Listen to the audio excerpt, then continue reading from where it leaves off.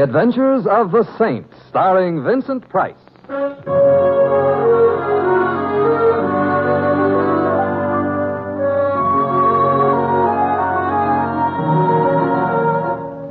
The Saint, based on characters created by Leslie Charteris and known to millions from books, magazines, and motion pictures. The Robin Hood of modern crime now comes transcribed to radio, starring Hollywood's brilliant and talented actor Vincent Price as the Saint. Just a moment. Yes? Are you Simon Templar? The man they call the Saint? Yes, I am. Who am I? Oh, what do I get if I come up with the correct answer? Let me in and I'll show you. Well, you're in. If you're carrying your laundry in that little black bag, Jack Benny is... I said I'll show you. There. Oh, laundry never looked like this. Don't touch, just look.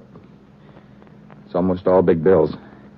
The whole bag full of big bills. What did you do, sell your car to Honest John? That's what I want you to tell me. You mean you don't know how you got all this money? I don't know anything. That goes for who I am, where I came from, where I'm going. I see. An hour ago, I woke up. I'm in a taxi, and we're driving through the park. I got a bump on the head the size of an ostrich egg and this bag full of sugar beside me.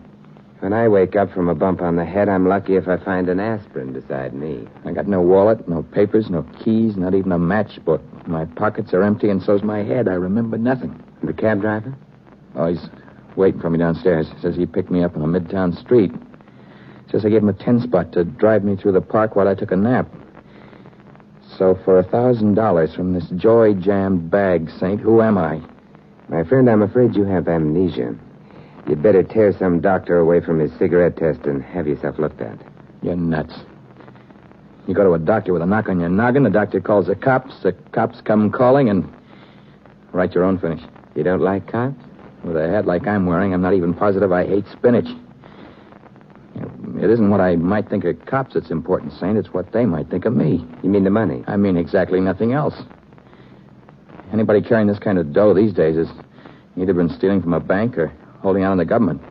No hospital, Saint, no doctors, no cops, no explanations, no jails. You. Me. You. Once again, Saint, for $1,000, who am I? All right. $1,000 goes to the Red Cross in anticipation of the day that I become a national disaster.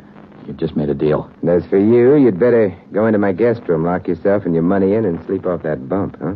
Before it grows into another head and wants to know who it is. You'll find sleeping pills in the medicine chest if you need them. I'll need them. You're going somewhere? I want to see if that cab driver left his meter running. Thanks a lot, Mr. Templar. You're very welcome, Mr. I can't help you there. For the time being, I'll just call you Mr. Sugar.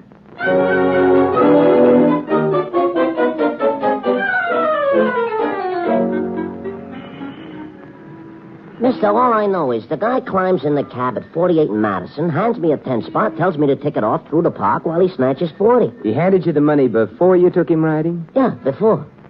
Let me have how come? Because I didn't want him in my cab, that's how come. The way he was bobbing and weaving, I thought he was lushed. I didn't want no trouble with no drunks. So you had a little argument? A little discussion. Then he takes out a $10 bill and forces it on me. So I stop discussing and start driving. The $10 bill, he took it out of his pocket, huh? If you know any other place a guy can carry his dough, let me know, and I'll take the bill off of my wife's neck when we go to bed nights. Out of his pocket. What's the matter? You think I'm lying? You're not lying. Now I know how my old grandmother felt when the medicine man swore that the snake oil would cure her rheumatism. You're having trouble finding out what the score is, huh? No, I don't care what the score is. I'd just like to know what the game is.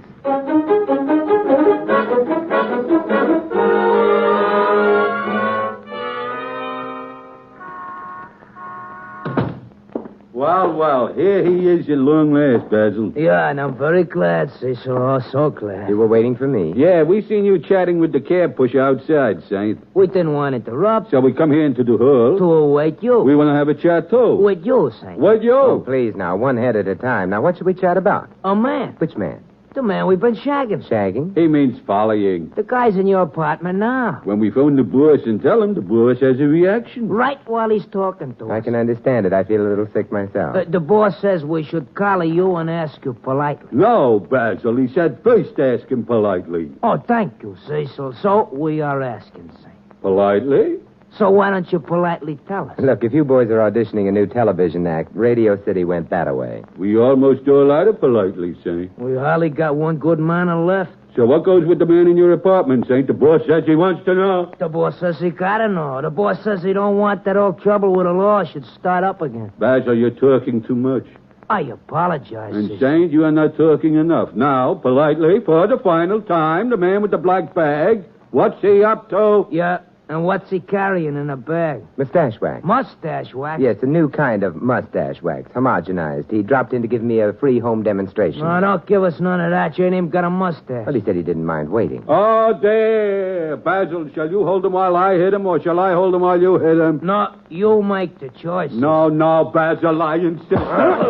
Cicely, you high I couldn't bear to see such a beautiful friendship broken up. Stop it! Oh, hello, boss. Stop! Hell here! Well, hello, boss. Hello, Saint. Hey, you're just in time to accept my thank you. You thanking me? Yeah, for making me a member of the Thug of the Month Club. To think of all the money I've been wasting on gymnasiums. From where I sat, it didn't look wasted. Go on, beat it, boys. I'll talk to you later. Now, don't be sore, boss. We try to be polite, didn't we, Cecil? We ain't Jason. Yeah, beat it. Yeah. You know me, Templar? Not as well as I would if I bet on horse races. Frank O'Connor, you're a bookmaker. Well, you don't know me at all, Saint. I'm not a bookmaker. I'm the bookmaker. Bully for you. We'll get right to the heart of the thing, eh? How much? I've got nothing for sale. Try Macy's. Let's be a little realistic, Templar. The way you live, the way you dress, you got that dollar look. All that you got to do is tell me in 50 words or less what I want to know about your guest inside, and the big cash prize is yours. What's he up to? He doesn't know either, he says. Oh, come on, fella. Give a little. Do I have to start mentioning amounts? You can mention any amounts you want. I've nothing to sell you, O'Connor. All right, okay, if that's the way you want to play the hand. But you won't hold out long. I've found that people and racehorses have one important thing in common. They both have a price. And then why bother me with your impossible questions? Go make a deal with Citation. Now, the deal will be with you, Saint. And if my money won't make the record spin, the boys have a way all their own. Yes, the boys. It's too bad they weren't able to stick around and play a little longer, but I guess the zoo was getting anxious. Oh, you'll be seeing them again. Soon. And, Saint, maybe you better start getting anxious.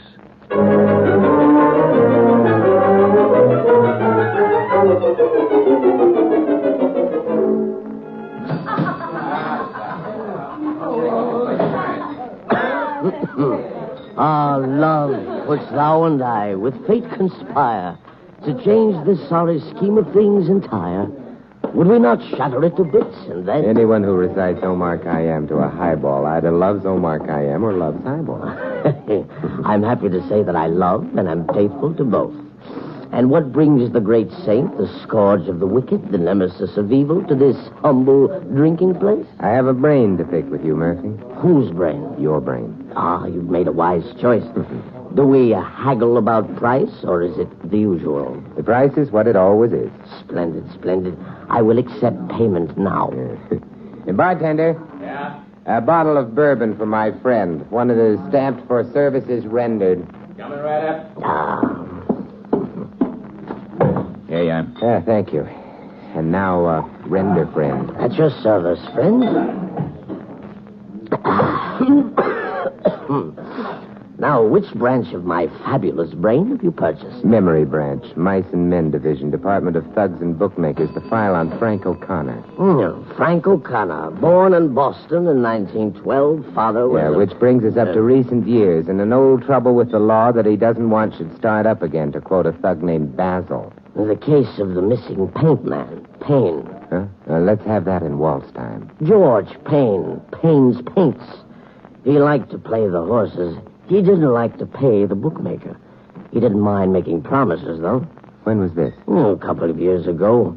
He owed O'Connor what could easily have been the annual budget of a small Latin American republic. How did it all come out? He disappeared. Disappeared? Like the buttons on a shirt in a 10-cent laundry. It created quite a splash. How come I didn't... You were in Las Vegas at the time.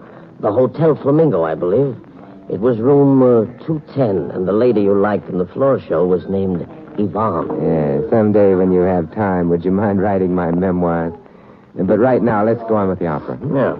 The police found out about Payne's debt to O'Connor. They picked O'Connor up, grilled him, medium rare, made him very uncomfortable, found they couldn't pin anything on him, turned him loose. Yeah, and Payne? Where are the snows of yesteryear? The popular theory is that he is a victim of amnesia somewhere. Amnesia? He's had it twice before, his doctor said. So be kind to the next bum who asks for a handout, Simon. He may own $1 million paint factory in Long Island City. Any relatives? Wife. Much younger. Much prettier, too, they tell me. She's running the paint factory now, bigger and better than ever. That's all. Closed file. And I got my money's worth. Naturally. I do have a remarkable brain, don't I? Fabulous. Anytime, Mr. Templar, anytime. I am here at my office every day.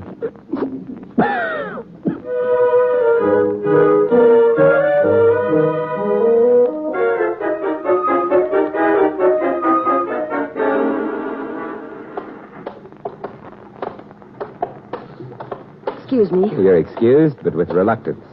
I'd like to get by, please. Yeah, you'd get by anyway.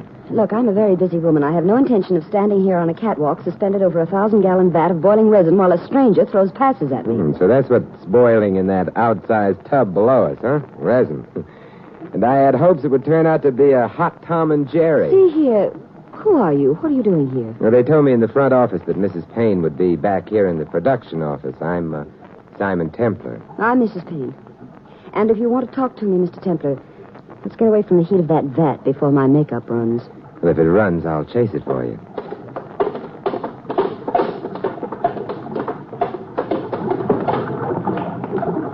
Come into my office. Oh, thank you. Ms. Payne, I'm here to talk to you about your husband.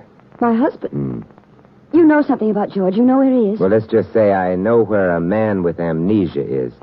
At least he says he has amnesia. He says... I'm afraid I don't understand. Well, frankly, neither do I yet. Then what makes you think you... Well, a bookmaker named Frank O'Connor. O'Connor? Yeah, and two patrons of the arts named Basil and Cecil who work for him. I'm afraid I don't follow you. In the course of a dull conversation, Basil let it slip that their interest in my man with the paralyzed memory is a continuation of their one-time interest in your husband. So you think that the man with amnesia and my husband are one and the same? It's the theory that I'm working on. Oh, if only it turns out to be more than a theory. Mr. Templar, when can I meet this man? You'll get your hat. No? All right. Only... Now, look, if you're worried about that resin you have cooking, couldn't you get some obliging neighbor to turn it off when it's done? My only obliging neighbor is the foreman at this plant. I can leave as soon as he comes back. Fine. Here's my card. Thank you. Oh, if only I could have George back again. Mr. Templar, if the man with the bump on his head does turn out to be my husband, I shall be eternally in your debt. That idea has some fascinating connotations.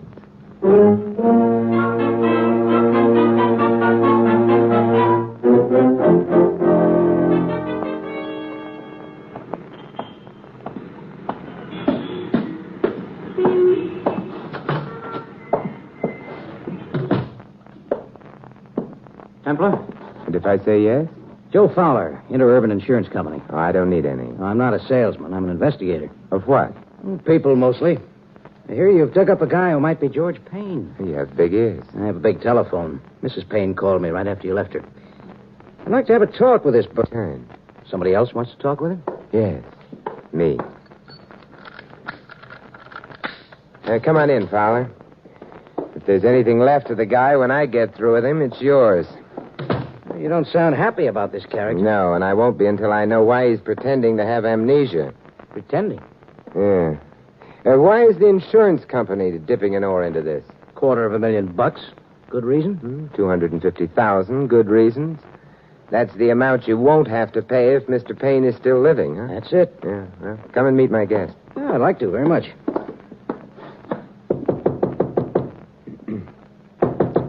Mr. Sugar. He didn't lock. Templar. Look, hanging from the... Oh. Oh, he committed suicide. Yeah, it looks that way. It was supposed to look that way. But if he could talk, I think he'd tell us he'd been murdered.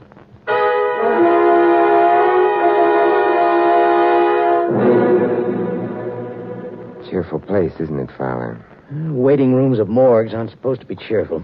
You're pretty sure that the unfortunate victim is Payne, aren't you? Oh, I didn't say that, Saint. I said he fits the physical description. But if the lovely Mrs. Payne should tell us that she is satisfied with the identification that the corpse is her husband, then what? Well, then in all likelihood, the insurance company will be equally satisfied. And $250,000 moves from your pocket to hers. That's the way it goes, Saint. When a policyholder dies, we pay. It's the basic principle of life insurance, you know. I know. But in this particular instance, a few things strike me as being a little too basic. What do you mean? And I can answer that partially as of now, but I prefer to answer it entirely as of later. You still think Payne was murdered, Saint? Thoroughly. Guesswork? Mathematics. The well-worn problem of 2 added to 2 and equaling 4, only in this case it was 10 and 10 equaling 20. 20 what? Sleeping pills. Sleeping pills? 20 sleeping pills, each one guaranteed by the manufacturer to make you dream of Hedy Lamarr. They're in my medicine chest. Oh, today I'm stupid. The late lamented knew I had dream pills in my medicine chest. He even said he thought he would need one. So he took one, and it didn't work. And he lay awake with a bump on the head and a skull full of amnesia, and being mentally upset, he became depressed, and he got out of bed and hung himself. Fowler, have you ever hung yourself? Huh? It's a difficult thing to do. And it's a dreary way to die. Painful, too. You can swing and sway in agony for as much as 5 minutes before you pronounce yourself dead. Well, but people have been known to do it, Saint. Not people who have 20 sleeping pills available. See what you mean. If he'd wanted to kill himself, he'd have gone after the pills instead of the cord. Say, you are a detective. Yeah, but why was he murdered? Well, some people call it the root of all evil. You and I simply refer to it as money. This is where I get off. If he was knocked off for anything, it was certainly not for money. Or didn't you notice that little black bag was still with him? If the killer had taken the little black bag with its little green contents, the suicide he hoped to make everyone think it was would no longer look like suicide. There's a lot of sugar in that bag, Saint. And the killer could have so easily taken it. Cost him a lot of money to make this murder look like suicide. The way I'm thinking, it didn't cost him 1 red cent. What do you mean? Not 1 Chinese dime. Because that little black bag with its cargo of joy, every last penny of it will now go back to its lawful owner. Lawful owner? But who? The killer. I don't think I'll wait any longer for Mrs. Payne to come and identify the body. I have a sudden urge to talk to a certain bookmaker. You're going? You're not interested in knowing whether or not Mrs. Payne identifies the guy as her husband? Mr. Fowler, are you kidding?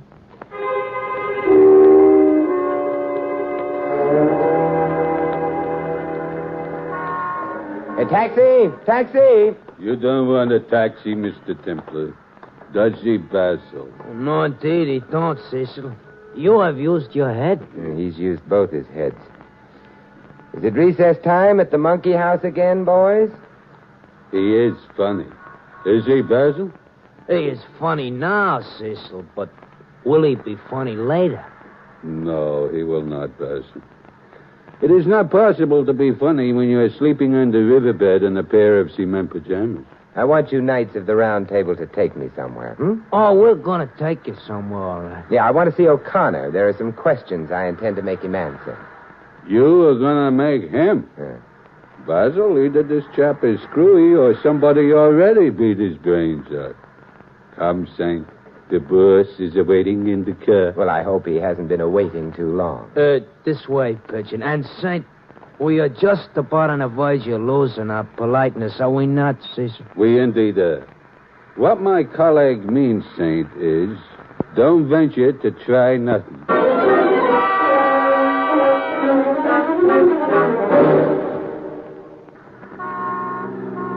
Yes, Saint, like I told you, people and racehorses, they both have a price. You wouldn't talk for money, so the price is now a painless rub-out as against one that's full of agony. Hey, you're being far too generous, O'Connor. Hey, drive carefully, you hooligan. You want the cops on us? I'm sorry, boss. Don't worry, boss. I will see the Basil drives careful. Yeah. Well, Saint, look, I'll make the offer even more attractive. I'll let you choose the spot where the bullets go. Oh, really? Now, that's too much. frankly, Saint, I'd like to be able to tell you to let you go after you told me what I want. You know, maybe with just a couple of broken bones here and there, some little stuff. Yeah. But I can't do it. I can't let you continue alive. You're too smart. And unless you're running way off form, you've stirred up a fire I thought I put out 3 years ago. You did kill Payne the Paint Man 3 years ago, didn't you? Well, he owed me some pretty important money. The boys and I called on him to collect, and he said no. And the boys went into action. I'll stay with this. Yeah, these 2 apes of mine they made with a little too much action. See, I didn't want George Payne killed. Just wanted him scared into paying up. But Payne died, and the river bottom has been his home these last 3 years. Huh? Yeah, that's it. And tonight he's going to have company on that lonely river bottom. And it won't be no mermaid. Ready to give me an earful now, Saint? Not quite ready. We'll make him ready when we get to the shack, boys. Yeah, be just screaming to talk. Meanwhile, then, let's have some more of your reminiscences, O'Connor. For instance, what made you so interested in the little man with the black bag, huh? What made me interested? Hey, you crazy? Here we go. We knock a guy off 3 years ago, and for 3 years he's laying in a river. See? How would you feel if you see him or his exact duplicate, the same clothes, same everything, on the street one day last week? I'd feel haunted. So you had the boys tail him for a couple of days, huh? Yeah. And one of the places he went was my apartment. Yeah. But where he goes twice before that, that's what I get to worry over. Yeah. He went to the place where George Payne would be most apt to go, didn't he? Yeah, he sure did. So you began to worry about it, huh? You didn't want George Payne or anything concerning him to pop up anywhere. Yeah, that's it. You worried because whatever Payne's double was up to had to be a swindle. And you were afraid that the swindle might interest the police again in the Payne affair, and that you'd be on the carpet again, and maybe this time you'd be nailed as Payne's killer. Yeah, I knew that you had it figured, Saint. You see what brains do for a guy, though? You are going to be killed because you got brains. How sad. Come on, Saint. Come on, give, huh? Give. Spare the boys some bruised knuckles. What's the swindle the guy who looks like Payne is pulling? Well, if he's pulling any swindle right now, it's trying to convince St. Peter that he belongs. Huh? Yeah, the man you're worried about is dead. Dead? Now you're pulling a swindle. Well, a little sightseeing trip to the morgue will convince you. Okay. All right, we'll take that trip, Saint, and if the guy is dead like you say, maybe you'll live a little. But if he's not, you're going to be dead a little.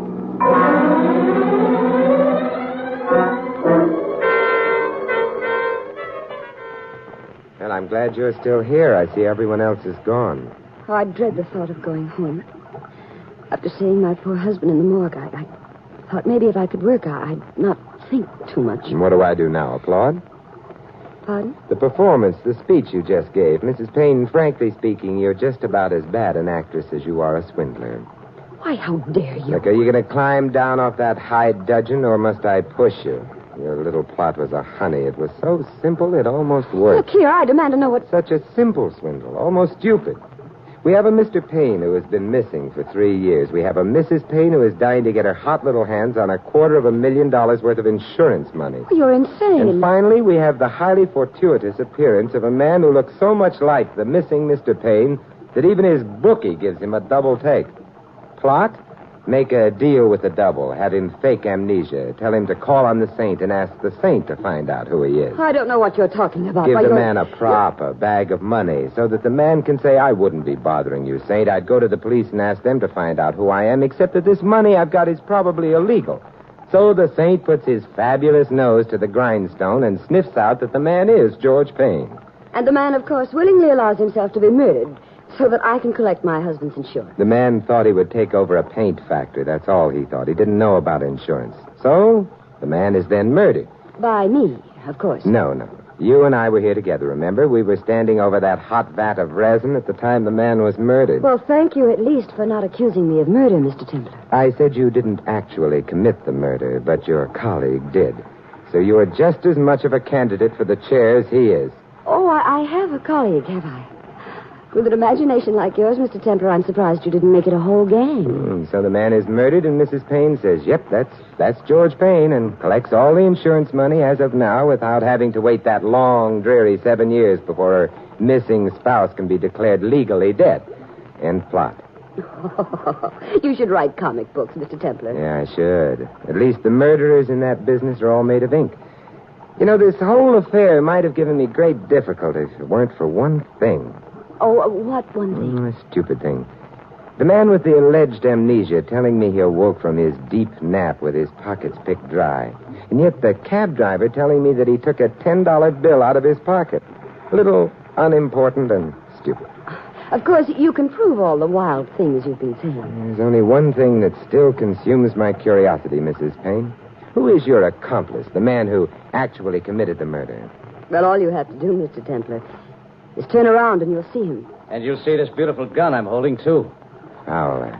Yes, an insurance company detective would be a big help in swindling an insurance company. Stay where you are, Saint. I said stay where you are. Now. Give me that gun. Give it to me. Thank you. Run, Ed, run! That won't help, Mrs. Payne. Hey, be careful, the bat!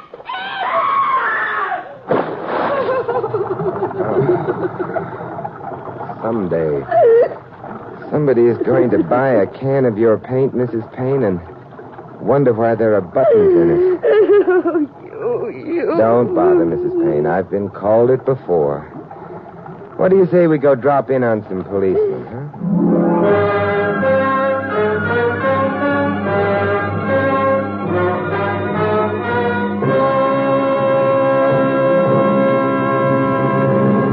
You've been listening to another transcribed adventure of the Saint, the Robin Hood of modern crime. Now here is our star, Vincent Price. Ladies and gentlemen, in tonight's cast, you heard Joan Banks as Mrs. Payne and Sheldon Leonard as Frank. Ed Max and Tony Barrett were Cecil and Basil. Sidney Miller was Murphy, Lamont Johnson, Mr. Sugar, and Jack Moyles Fowler. This is Vincent Price inviting you to join us again next week at this same time for another exciting adventure of the Saint. Good night.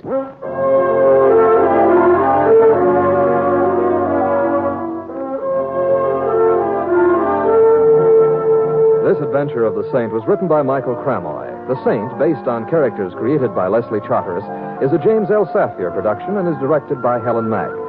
3 chimes mean good times on NBC.